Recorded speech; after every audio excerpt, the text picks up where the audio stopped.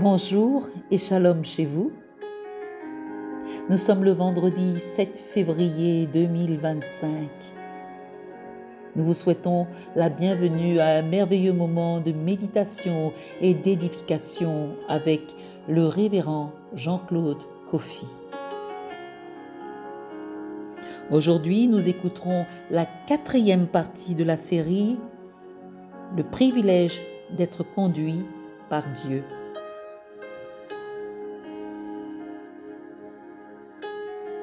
L'étude d'aujourd'hui comporte 3 passages de référence.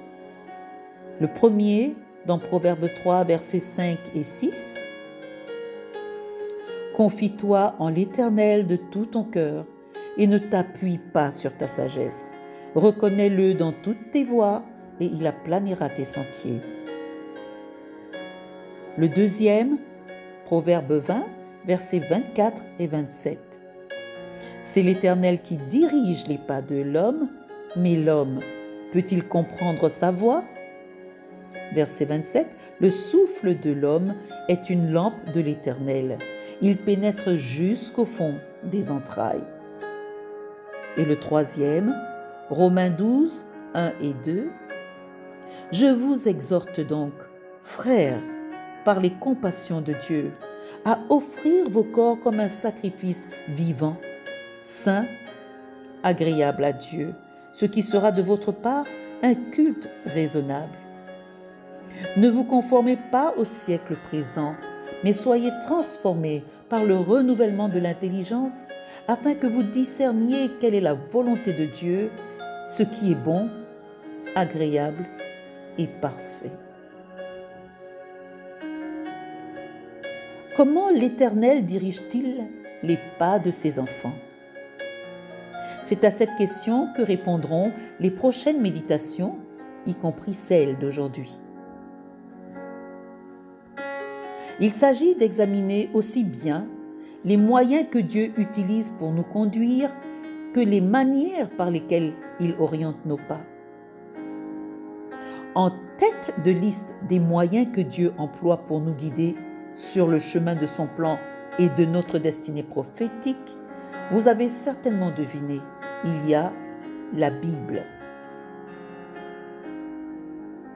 Les intentions éternelles de Dieu, ses pensées, sa volonté, ses principes, ses valeurs, ses projets, ses voies sont contenus dans la Bible.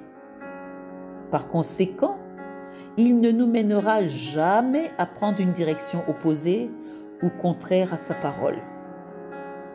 Dieu nous parle avant tout par sa parole. Tout enfant de Dieu responsable et consciencieux sait que la Bible est la première chose à laquelle recourir quand on veut s'assurer de la voie à emprunter ou de la décision convenable à prendre. Dieu a assigné à sa parole plusieurs vocations. Ainsi, en lisant, en méditant et en étudiant les Saintes Écritures, nous découvrons qu'elle est destinée à être une lampe à nos pieds et une lumière sur notre sentier. Psaume 119, verset 105 nous dit « Ta parole est une lampe à mes pieds et une lumière sur mon sentier. » Avez-vous remarqué la nuance entre les deux rôles évoqués ici? D'abord, une lampe à nos pieds, puis une lumière sur notre sentier. En tant que lampe à nos pieds, la parole guide nos pas dans les circonstances de la vie présente. Elle nous permet de savoir les choix à faire et à ne pas faire, les décisions à prendre et à ne pas prendre. Elle nous permet de savoir gérer notre actualité à la lumière de la volonté de Dieu. Pour qui s'y réfère, elle sert de parapet, de garde-fou, de balise pour nous préserver des chutes et des sorties de route.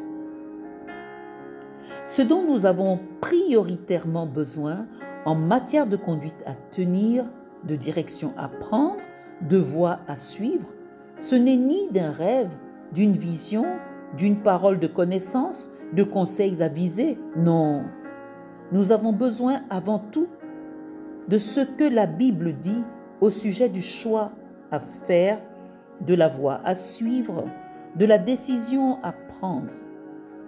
Aussi importe-t-il de comprendre qu'en tant qu'enfants de Dieu, nous devons cultiver le réflexe d'interroger en premier lieu les Saintes Écritures. Que dit la Bible de la situation qui prévaut? Que dit la Bible de l'attitude convenable à adopter? La tendance qui consiste à recourir à des révélations particulières n'aide pas les enfants de Dieu. Au demeurant, les leaders spirituels devraient instinctivement diriger les enfants de Dieu vers ce qui est écrit. La parole de Dieu, en tant que lumière sur notre sentier, dirige nos regards vers l'avenir. Le sentier parle du chemin devant nous, de la destinée, des projections, de ce qui est en rapport avec notre avenir. Ce qui veut dire qu'à travers la parole de Dieu, des pans importants de notre avenir peuvent nous être révélés. Un autre rôle que la parole de Dieu joue sur le plan de la direction divine est le fait qu'elle nous assagit. En effet, quiconque s'attache à la parole de Dieu s'assagit. Psaume 119, verset 98 dit « Tes commandements me rendent plus sage que mes ennemis, car je les ai toujours avec moi. » La sagesse, par définition, est l'aptitude à faire un usage efficient des données ou informations dont on dispose. La sagesse aide à tirer profit des expériences du passé en les exploitant pour peaufiner les décisions à prendre. Salomon devait trancher entre deux femmes au sujet d'un enfant. La sagesse a inspiré la démarche à suivre. La situation a été résolue de manière inimaginable.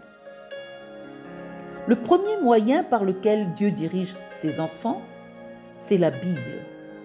Aussi gagnerons-nous à nous en imprégner, à nous y enraciner. Chaque enfant de Dieu doit voir en la parole de Dieu une boussole. C'est la boussole que Dieu nous a donnée afin que nous ne nous égarions pas. Que retiendrons-nous aujourd'hui? La Bible est le premier moyen dont Dieu se sert pour nous orienter. Quand nous sommes confrontés à une situation qui exige de nous un choix à faire ou une décision à prendre, nous devons nous référer d'abord et avant tout à ce qui est écrit. La parole a pour vocation, entre autres, d'être une lampe à nos pieds et une lumière sur notre sentier. Nous poursuivrons notre examen des moyens que Dieu utilise pour nous conduire. En attendant, je vous souhaite une excellente et glorieuse journée et avec le Dieu qui surpasse nos attentes selon Éphésiens 3, 20. Signé votre serviteur Jean-Claude Kofi, ce vendredi 7 février 2025.